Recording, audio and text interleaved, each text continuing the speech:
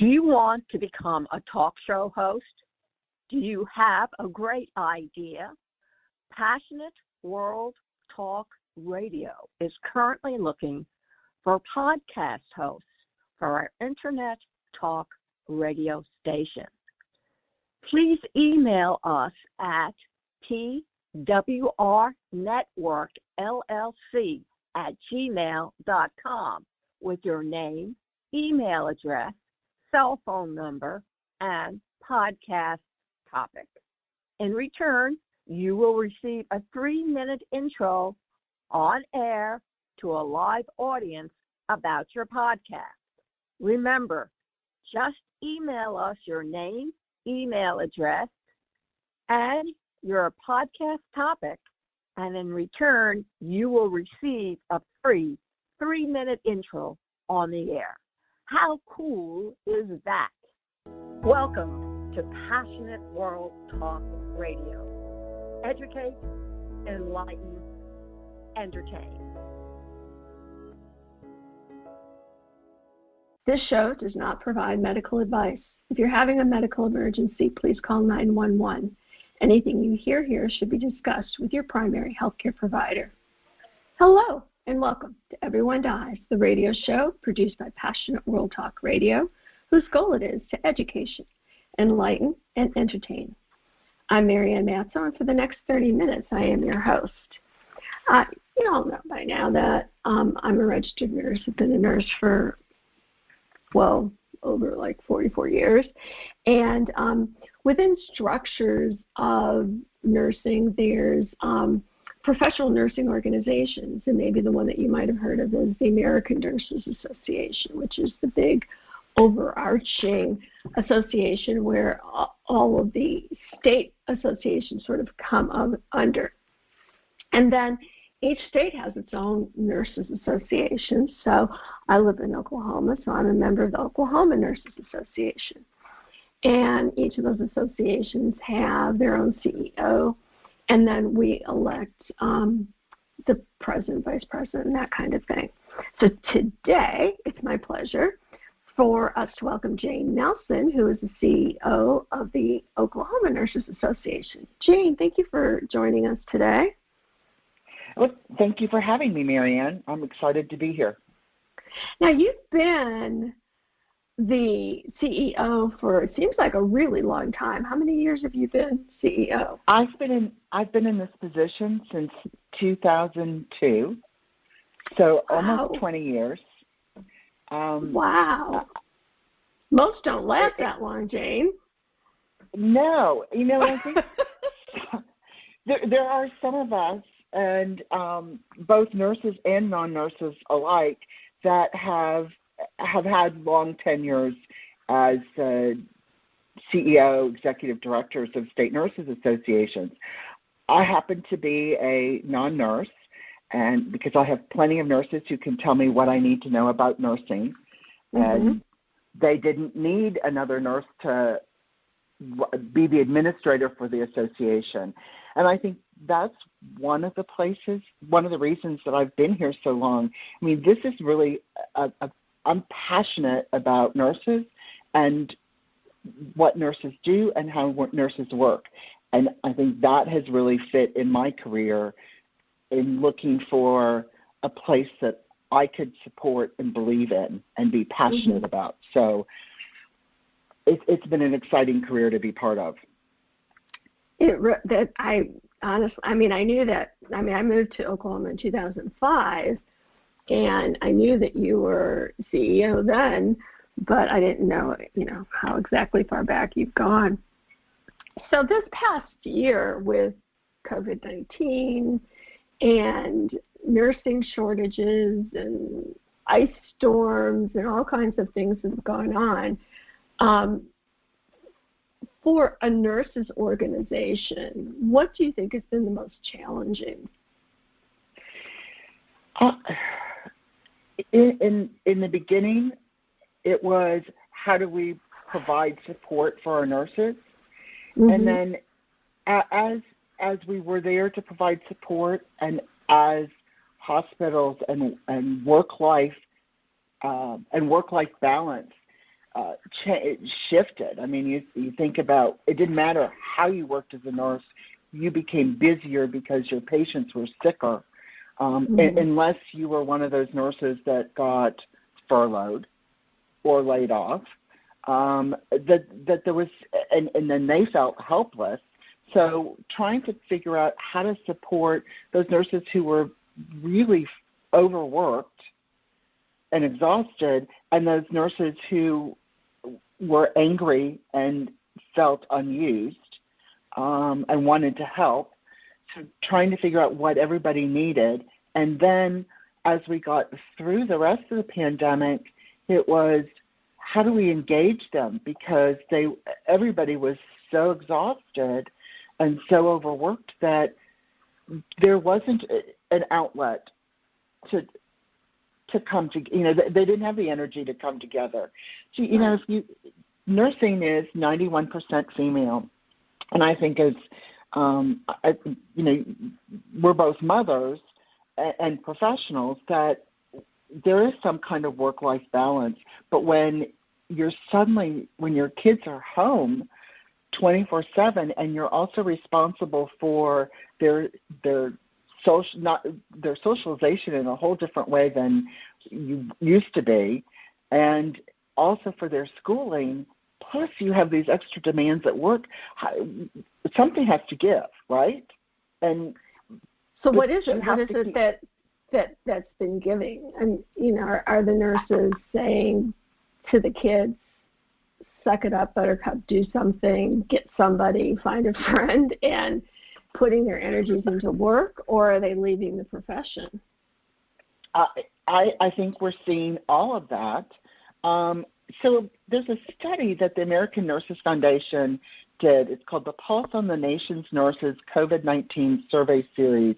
And the results I have are from their year one COVID-19 impact assessment. So if you start to look at that, and this was done in February of 2021, 51% reported being exhausted and 43% report being overwhelmed. 23% are depressed, yet 21% are optimistic about the future. So there is some bright light in that. They have looked at, when you start, and you asked about how many are leaving the profession, when they're asked about their intent to leave, 40% have indicated that they would leave or are undecided about leaving their employer. And the reasons come back to work affecting health and well-being, staffing issues, workplace environment, and keeping the family safe. 15% have indicated, and this is of those that have been surveyed, that are undecided or have indicated that they would leave the profession, and 52% of that group that said they would potentially leave or are leaving would retire. And, so we also have, we're also at a profession that, I think the last time I looked at numbers, the average age of a nurse in Oklahoma was like 52 or 54. We know. I can remember back when I was in my 30s and I was teaching at a college in New England, and I remember then that the average age was my age, and I remember talking, with in terms of curriculum and that kind of thing, that as these, as that is being true, when I get to the age of retiring, so will a huge hunk of nurses, because if I'm the average age, then, which would make sense. I'm a baby boomer, and so the average age has always been my age. So that makes sense that 52% plan to retire, because I'm turning 64 in a few weeks, so that's right. You're right in there. Well, and that, you made a change to education for a reason. Those nurses that stayed at the bedside and are still working at the bedside at 52, they're, the stress on your body from working a 12-hour shift. These I don't know how they do it, Jane. I know. Well, and they've been working, 3 to 4 shifts a week, because they've got very, very sick patients. These COVID patients are, nursing traditionally is a strenuous job because you're lifting and moving patients. But these patients that have been sick with COVID that are on ventilators, they need a team of people to turn them, because you have to keep part of the success on this is to keep turning them and to get them to prone. And, that takes a whole toll. And then even the, donning and doffing personal protection equipment is strenuous on top of that. And if you have to do that for every patient or every time you go in a patient room, that's an extra piece that you have to do. The other piece is the nurses they've been I don't want to say they've been the sole caregiver, because when you're talking about caring for patients, they are the ones delivering the care. But they've also had family members in the room to help with certain things, or at least watching. And they are, or to be with their loved ones when they die. And these nurses are experiencing more death than they've ever seen. And it's because there are more patients dying, but because and also dealing with let me hold the iPad for you, let me hold the phone for you, so that family members can say what they want to say. I mean, we've never, the only time that I ever did that was if I had family members who were out of town and somebody turned, critical, and I knew that they were going to die soon and wanted to give that family member that time. But, in my whole career, I did that once, and these nurses are doing it daily. And they are sitting with those patients as they die, which is not typical for that bedside nurse. Where that may be what hospice nurses are doing, that is not typical for these bedside nurses that are working ICU and critical care. Well, and then there's that, how do I get it, how do I get it all done? And then, like my daughter's a nurse, she's 23 years old, then she got COVID. So she's out of work. She's a new nurse. She doesn't have sick time saved up. But she's, in her mind, how she sees it is she's leaving her coworkers short-staffed because she's home with COVID. Right. And so there's that stressor. Right, and they were really working as teams, which is not necessarily a concept that the hospital has worked on in the past. Your daughter got to experience team nursing for the first time, whereas some of her colleagues, some of the more experienced nurses that she worked with, whether 5 years or 10 years, they had never done team nursing. And so here were those really experienced nurses, with 20 years of experience, who were sharing how they've done team nursing. And that was really what I think what survived and helped these ICU and critical care nurses were the extra hands that they had to support them, and that they were registered nurses to help extend their arms in caring for these patients. Do you want to just briefly tell the listeners what team nursing is? Well, I'm not so sure I'm the best one to describe that, but what I know that some of the hospitals in the Oklahoma City area were doing was taking that dedicated ICU nurse and then having, maybe there were 4 additional nurses who didn't necessarily have ICU or critical care experience, who were then there to support that nurse in caring for those patients.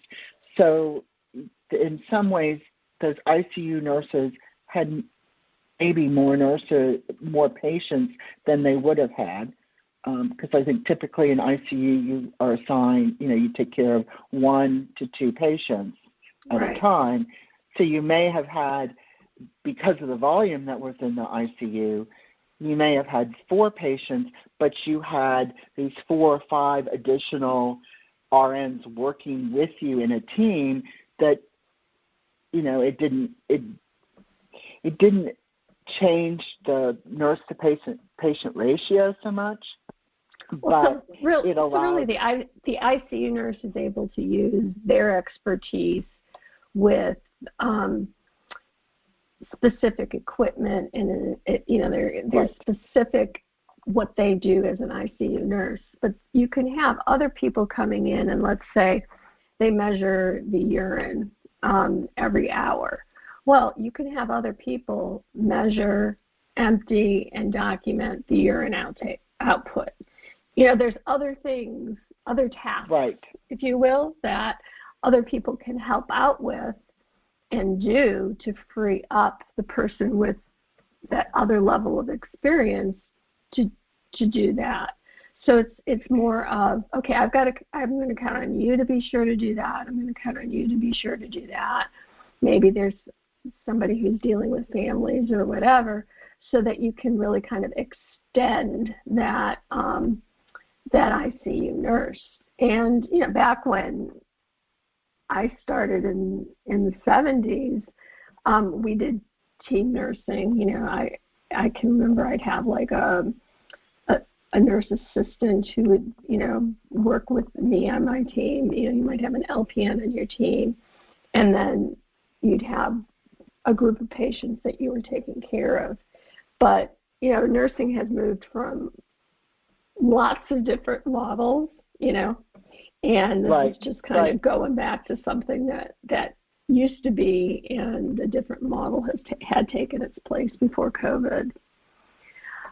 So 52% of our nurses leave to retire.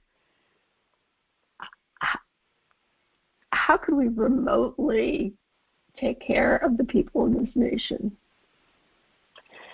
Well, I think that's, when I look at the survey, and when I've looked at surveys in the past of nurses retiring from the bedside, it means that they're retiring from the bedside and they're going to move to something else, because the stress of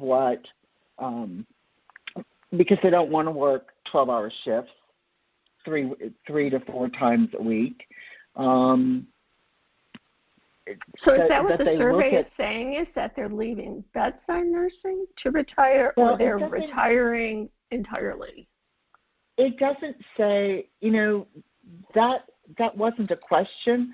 I just know that when we've looked at that in the past, that it's retiring from the bedside, and that they want to become educators. So when you look at that same part of the survey, it is that there is because they were asked not only about leaving their job, but leaving the profession. And so when you look at that, there are 15% that are looking at leaving the profession, and 52% of those are going to retire. I don't know whether there's not enough information on this survey to know exactly whether they're leaving, not just leaving what those other people are going to go do, because they could go, as you know from your experience. I mean, I think nursing is one of the most diverse professions, You can work bedside. You can be in nursing leadership in a hospital. You can work public health, hospice, home care. You can practice as an advanced practice nurse. You can work how to work in a physician's office or an APRN's office, for that matter. Mm-hmm. You can do. They're just. You work for an insurance company. There are so many things that you can do. Plus, there's education. We need, if we're going to produce more nurses, if we're going to educate more nurses to be in the profession, we have to have nurse educators. Well, and that's one of the barriers now is that, people will say, well, just educate more nurses. It's like, well, you can't, because there's a shortage of nurse educators also. You can't just say, okay, 1,000 of you people come and we're going to teach you how to be a nurse. Well, no, you need educators who are going to do the teaching. And I would always tell my students that my most important role is to make sure that you're safe to go out into the public and practice. It's like, if I looked at that student, as much as they cried and said, please pass me, or whatever the situation, if I said in my head, I wouldn't want you taking care of my child or somebody that I loved, because, some people have all kinds of different issues or all kinds of different ways that they think about, the job that they're doing, that you say, you're not safe. And if that person's not safe, you really need a nurse who's their instructor, who's been with them, who can see them practice to make that determination. You don't want to just, wave your wand over people and say, okay, now go be a nurse, because it's a lot more complicated than it's made to look. And I've had so many students who come in as like the freshman nursing student who, start getting involved in basic skills, and they'll say, this isn't what I thought it was going to be. And they thought it was going to be, like one of the TV shows. And it's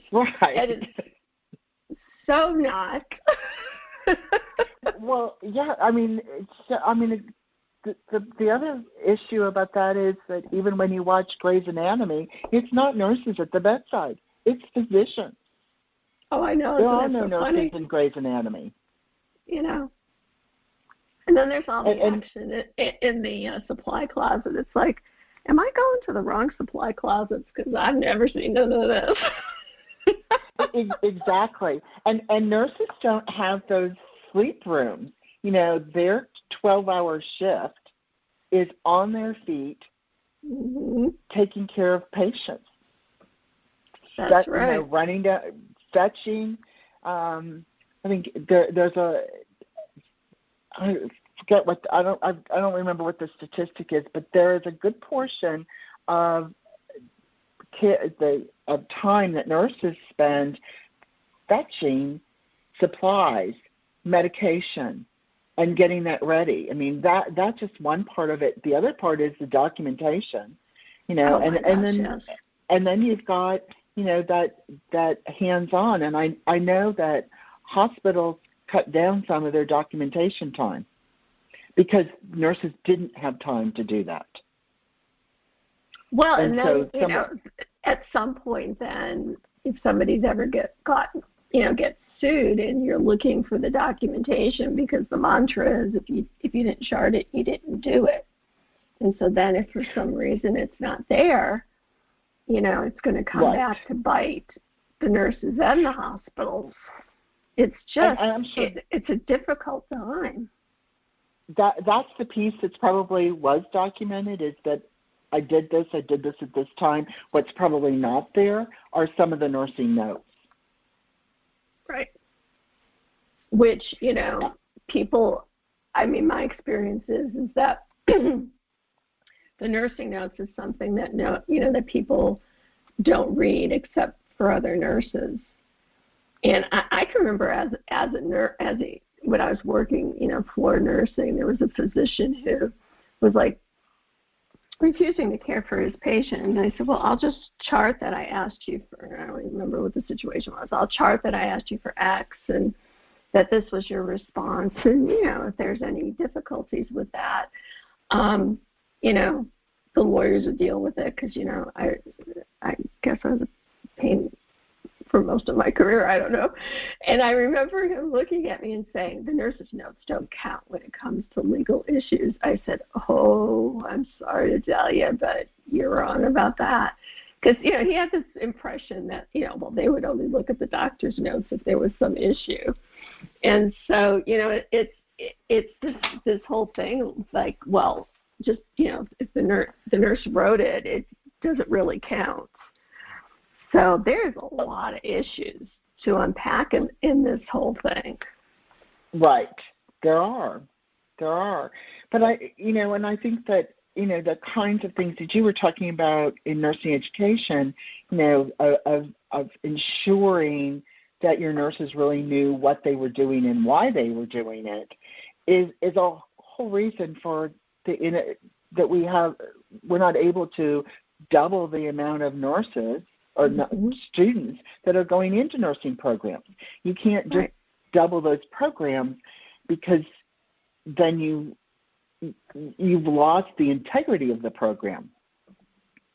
Well, now, so what is in Oklahoma? What's the student to faculty ratio now? You know, that's a really good question, and I'm not so sure I have that answer. I'm not so sure it's that different from when you were there.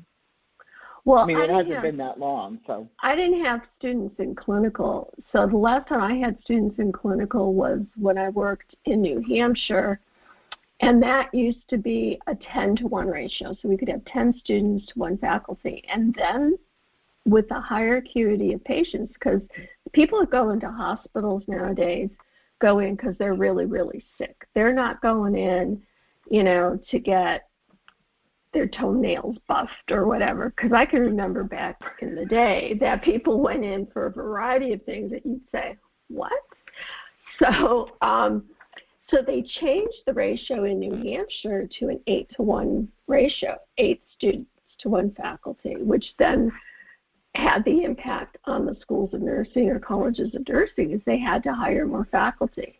Well, so then you're in a position, either you can find faculty to hire and your institution gives you the money to hire those people, or the institution says, all right, we have this many faculty, times 8 this is how many students we take in, so they take in fewer students. And that's how we've really gotten into this nursing shortage. Well, and we're seeing, you know, we see some hospitals providing faculty to clinical faculty. But the other shift that we've seen through this pandemic is, you know, the access. So last spring, the access that students had to clinical sites was eliminated. And, you know, one of the governor had an executive order out there that allowed, created some allowance and really encouraged the Board of Nursing to look at some new models. And so they, in their what I call their emergency, well, it's the emergency rules, I call them the pandemic rules, they then opened the door to allow nursing students to be paid for clinical time. And that, really? I mean, wow. That was pretty novel, and we have had some models of success around that. And OU Medicine and the OU College of Nursing partnered together to do that with senior students and had great success. Those students liked that experience, and OU Medicine already had an extern program where students could work in their facility and be paid. Not for clinical time, so this just expanded that program, and then the faculty worked with nursing administration at OU to ensure that the clinical requirements were met. And they've had great success with it. The evaluations are great, and I don't think it's so now to be able to extend that program long term. There is a process that they're going through to get approval from the Board of Nursing to continue that practice. And I know OU College of Nursing is in the process of doing that. But there are, because of this group, we've had a group which we call the Academic Clinical Nurse Partnership, which meets monthly. We've been it's been CNOs and nurse and other nurse leaders from hospitals, and then our nurse leaders from nursing education have been meeting and sharing this information, sharing models of success, and then replicating this across the state. Does it come up at all? Because as I'm listening to you talk, I'm sitting here smiling. Does it come up at all that sounds like it's kind of returning to the original models of nursing, like way back in the early 1900s, where, if you went to a school of nursing, in the 1900s, you lived in their dorm, and the hospital would provide for you, and in exchange, you worked in the hospital. And so your hours when you weren't in classes were at the hospital working. Has anybody said, this sounds pretty familiar?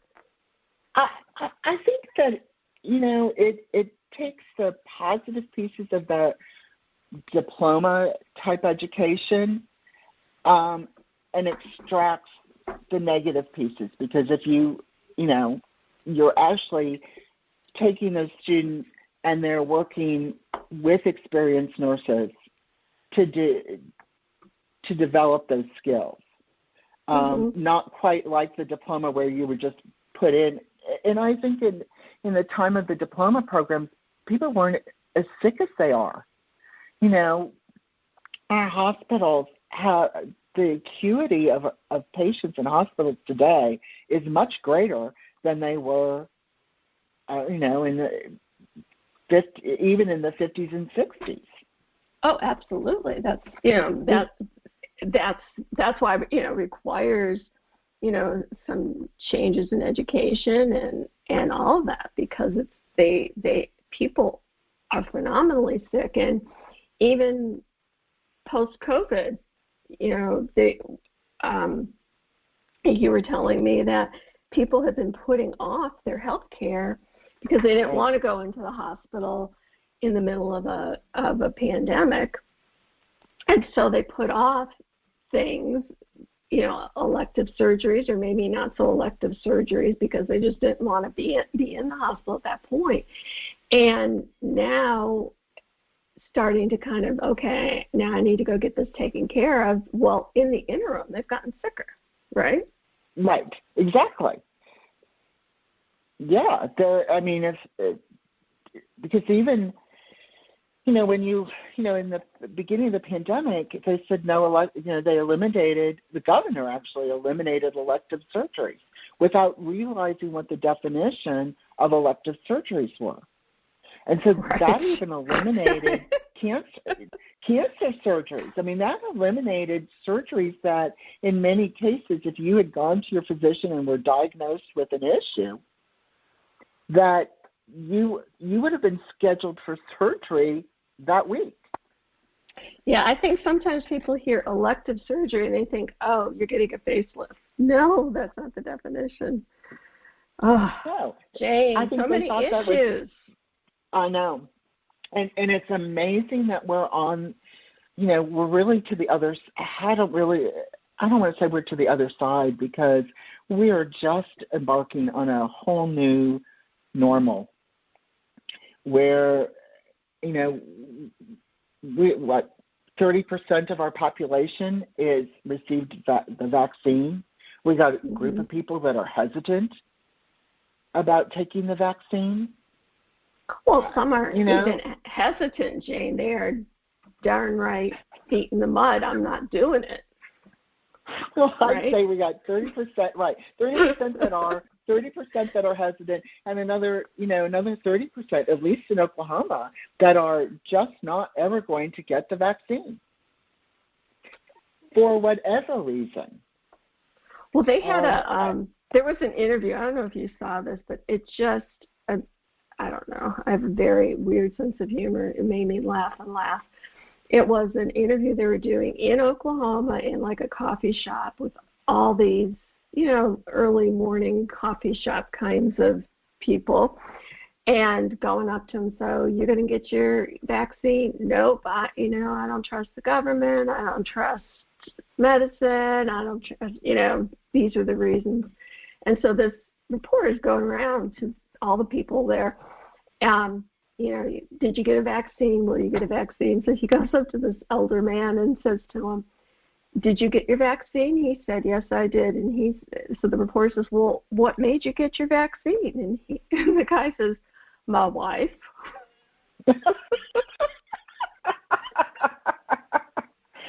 I think I saw part of that, but that is true.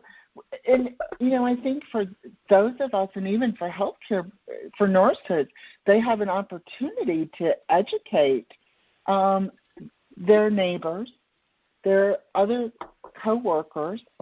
I heard a statistic yesterday from, and this was during a press conference of the Healthier Oklahoma Coalition, and a director of nursing was on talking from Integris, and she said that 80% of their healthcare workers were vaccinated at this point.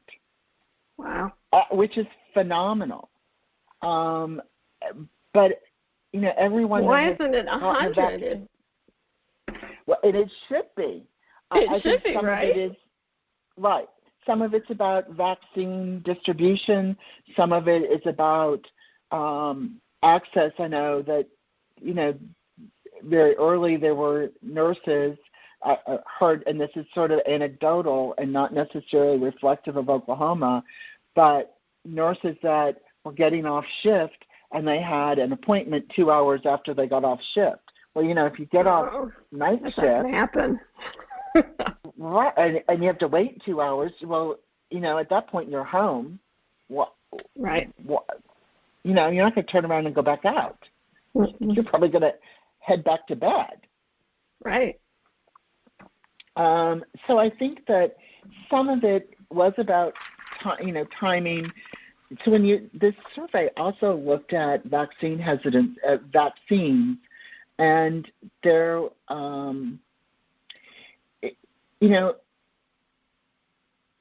there's a group that had COVID, and I think this is true for the general population. If you had COVID, you think, why do I need it? Well, there is only a point of time that you have immunity from it, and there are other strains that you can catch.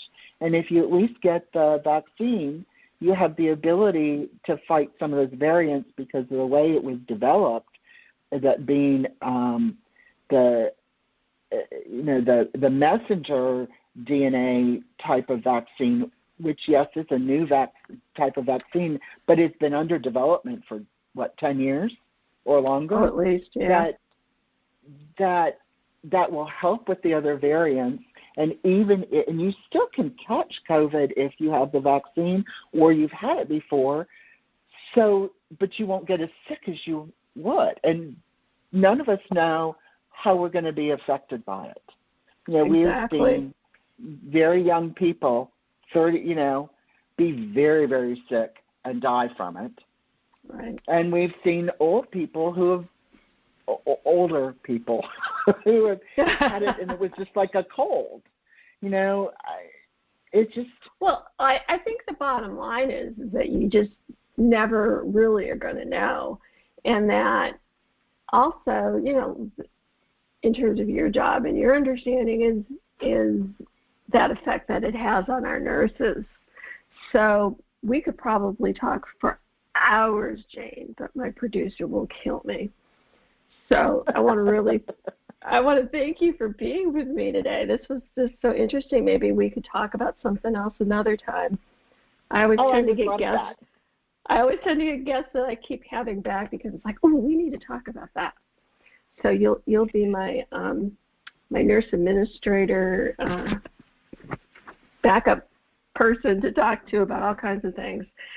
And I want to thank our listeners for spending time with me during our show, Everyone Dies. You can read our blogs and listen to other podcasts at everyonedies.org. Thanks to our producer, Jeannie White, and our CEO, Lillian Caldwell. We produce a new show every Wednesday to answer questions related to life-threatening illness, dying, and death. Remember, you can listen to Passionate World Radio on Spreaker and our shows wherever you listen to podcasts. If you have a topic you'd like to discuss on our show, please email me, Marianne at everyonedies.org. That is MARIANNE at EVERY, the number 1, DIES.org. I hope that you live your best life every day. And remember, every day is a gift. Thank you for listening. Do you want to become a talk show host? Do you have a great idea?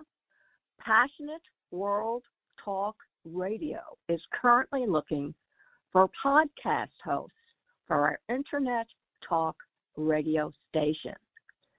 Please email us at pwrnetworkllc@gmail.com with your name, email address, cell phone number, and podcast topic. In return, you will receive a 3-minute intro on air to a live audience about your podcast. Remember, just email us your name, email address, and your podcast topic, and in return, you will receive a free 3-minute intro on the air. How cool is that? Thank you for listening to Passionate World Talk Radio. You can listen to this program all over again by going over to https://passionateworldtalkradio.com. You can also hear it on Spotify, Spreaker, Amazon ALEXA, AMFM247.com every Tuesday evening between 8 and 9 p.m. YouTube, Facebook, Facebook Live, LinkedIn, and all the other podcast directories one can find on the Internet.